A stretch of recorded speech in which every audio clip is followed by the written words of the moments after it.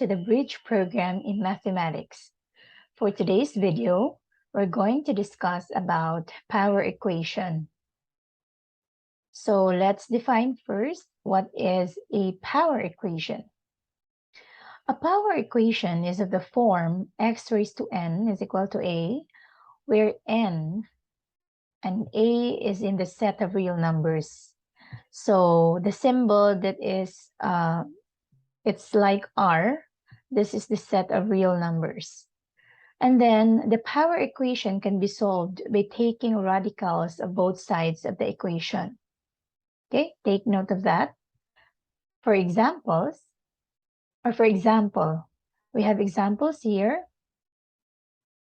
Power equation, x raised to 6 is equal to 64. Now take note, by the definition of power equation is of the form x raised to n is equal to a. Now, our n here is 6 and our a here is 64. X raised to 5 is equal to negative 32. 5 is our n and we have a which is equal to negative 32. X raised to 4 is equal to 16. Our n here is 4 and our a here is 16. How about this one? X cubed is equal to negative 27. Our n here is 3 and we have a which is equal to negative 27. So these are examples of power equations. How can we solve power equations? First, we have to take note that the power equation x raised to n is equal to a has a solution of this form. X is equal to nth root of a if n is odd. Okay, that is the solution of the power equation if n is odd. Now, if n is even, the solution of the power equation is x is equal to the plus or minus, meaning to say there are two solutions for power equation, the positive and the negative of nth root of a if n is even, okay? And that happens if a is positive or greater than 0. Okay? Now, what happens if n is even and a is less than 0? The equation has no real solution. Take note of that. If n is even, okay, and a is less than 0. Now, by the way, a here is what we call the radicand. The number that is inside the radical symbol is what we call a radicand.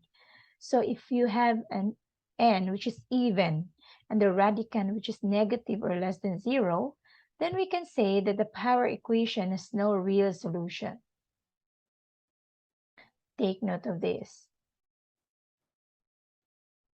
N is even, a is negative or less than 0, then the equation has no real solution.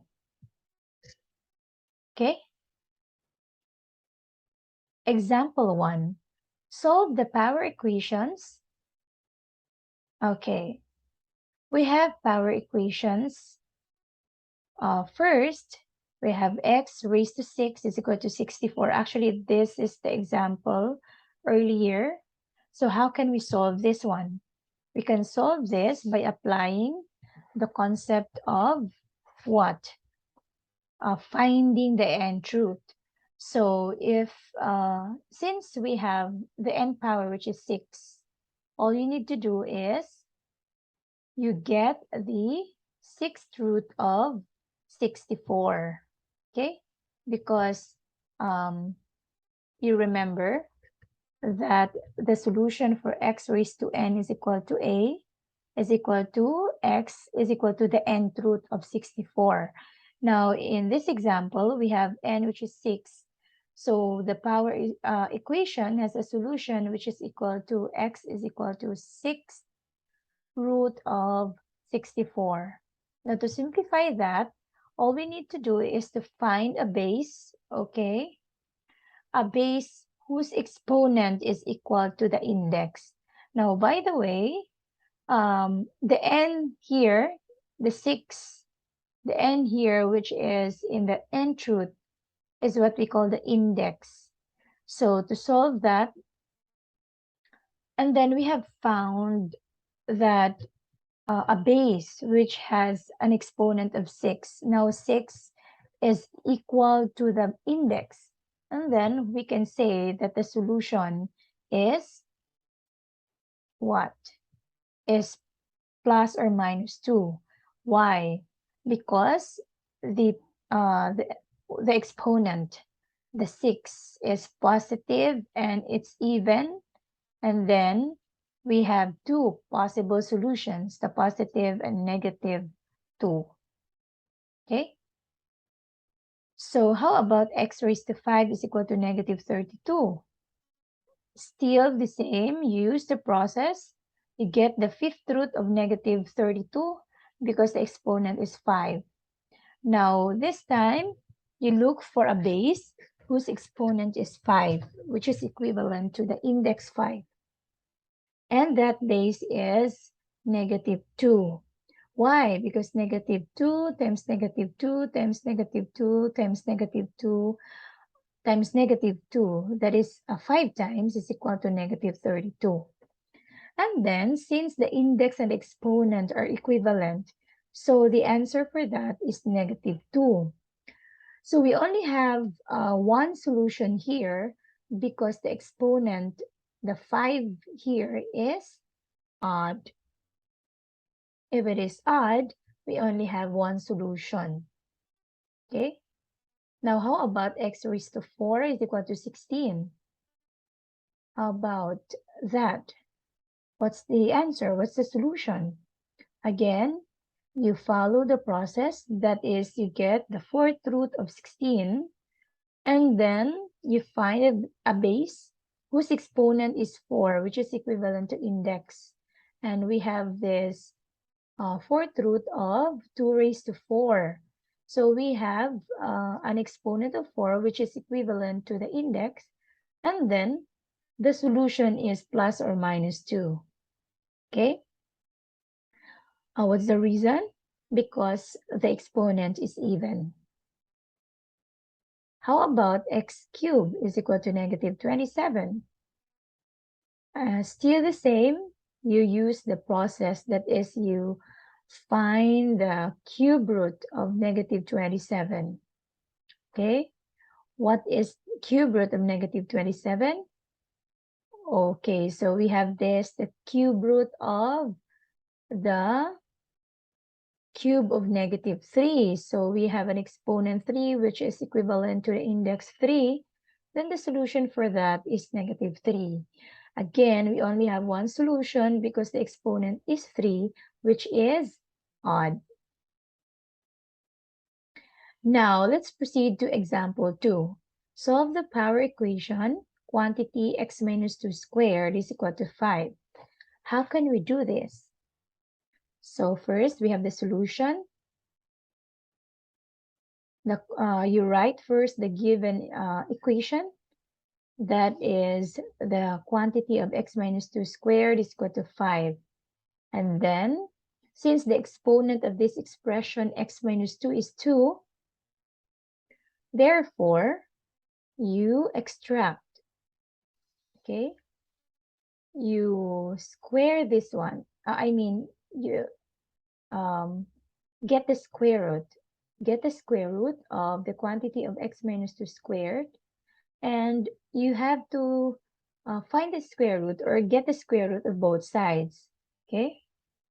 So, since you have the exponent 2 and the index of the square root is 2, therefore, the answer is in the left side is x minus 2. And then, since the exponent is 2, then we expect that we have two possible values. So we have plus or minus square root of 5. And then since we want to find x, so we apply the algebraic properties of solving equation. Okay, so here we apply the algebraic properties. So we have x is equal to 2. It becomes positive. Okay, because technically what we are doing here is just we added 2 on both sides. So if we add 2 on both sides on the second equation or the second line, so x minus 2 plus 2, so x, this becomes 0. So we add also 2 on the right side, so we have 2 plus or minus the square root of 5. Okay? Now, so we have the solution set, which is 2 minus square root of 5 and 2 plus square root of 5. But we have to verify, we have to check this to verify if the values of x that we got are really the solutions of the power equation. So this is the solution 1 and the solution 2, assuming that we are done already with checking. So again, all you need to do is to check to verify. So let's have example 3. Solve the equation below that has a fractional power. So in this case, we have power equation whose exponent is fractional or rational number. So this is the equation. 5 times x raised to 2 over 3 or 2/3 minus 2 is equal to 43. So how can we solve this? First is you isolate the term with the variable on the one side, and then it's just like combining like terms here. So solution. So you write 5x raised to 2 over 3, and then we combine like terms, we combine the constants, so equals 43, and then the 2 plus 2, it becomes plus because we're just applying here the algebraic properties. Okay, that is what we add 2 on both sides. So this becomes the left side 5x raised to 2 over 3 minus 2 plus 2 becomes 0 minus 2 plus 2. That's why what is left on the left side is 5x raised to 2 over 3. And then on the right side, we added 2. So it becomes what? So again, we isolate the term with a fractional exponent. And then what we added 2 on both sides. So we have 45 on the right side. Okay. And then what's next? The next is since we want to find the value of x, and since we have a coefficient of 5, so all we need to do is just to divide the term by the coefficient 5 on both sides. Okay, then you simplify. So what is left on the left side is x raised to 2/3 equals 45 divided by 5 is equal to 9. Okay. So let's continue. So again, what is left is x raised to 2/3 is equal to 9. Okay. So how can we solve x? We solve x if our exponent is rational or fractional by just raising the whole term or the whole equation by the reciprocal of the exponent. And since our exponent is 2/3 or 2 over 3, then we raise the whole term by the reciprocal, which is 3 over 2. So x raised to 2 over 3 raised to 3 over 2. And then this will be canceled out. Okay. So again, we raise both sides to power 3 over 2, the reciprocal of 2 over 3. So since 2 over 3 and 3 over 2, this will become 1. This will be canceled out. So we have 9 raised to 3 over 2. But in nth root form, okay, 3 over 2 can be written as, or 9 raised to 3 over 2 can be written as what? What? It's the square root of 9 cubed. So in other words, we have the index which is even. Okay, so you have to take note that if n is even, then the equation x raised to n over m is equal to a has two solutions. That is, x is equal to plus or minus a raised to m over n. So let's apply this important remark. If n is even, the equation x raised to nm. So what is our n over m? The n here is 2 and the m here is 3. So according to this remark, it has two solutions. That is, x is equal to plus or minus a raised to the reciprocal. Okay, so that's why we have x is equal to plus or minus 9 raised to 3 over 2. Okay, again, 9 raised to 3 over 2 can be written as like this. So in this case, the numerator becomes the exponent of the radicand, and then the denominator becomes the index, okay, of the radical expression.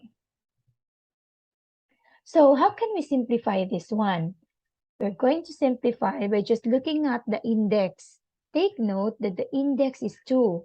So we want to know what would be the base whose exponent is equivalent to 2. Now take note that, okay, since it's okay if we will not write 2 as the index here because it's, we know that already that the index of the square root is 2. So in this case, we are going to simplify this one. So we have to apply another property of radicals. So there is a property. Let's continue.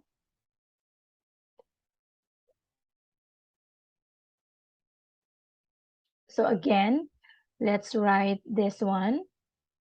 So there is a property that now x is equal to plus or minus the square root of 9 cubed, okay, can be written by just following the property of radicals, that is equal to plus or minus the square root of 9 squared times 9, because we know that 9 squared and then times 9, there is a law of exponent.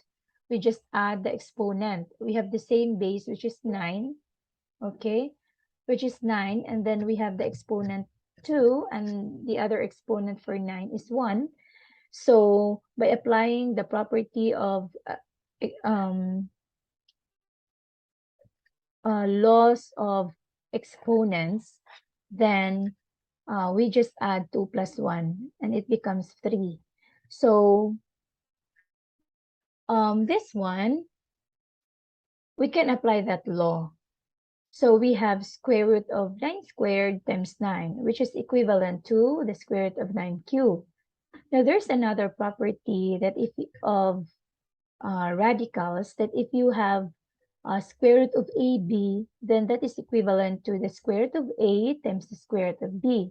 So by just applying that law, then we can write the plus or minus square root of 9 squared times times 9 into this one, because it's already a property. So we're going to use that one already. So this, the second line becomes plus or minus the square root of 9 squared times the square root of 9. Now, we all know that the exponent of 9 is 2, which is equivalent to the index of the square root, which is still 2. So the answer for that is plus or minus 9, the square root of 9 squared, because we all know that 9 squared is 81, and the square root of 81 is 9. Now, what is the square root of 9? The square root of 9 is 3. That's why we have plus or minus times 9 times quantity times 9 times 3. So, you simplify that one, we have plus or minus 27.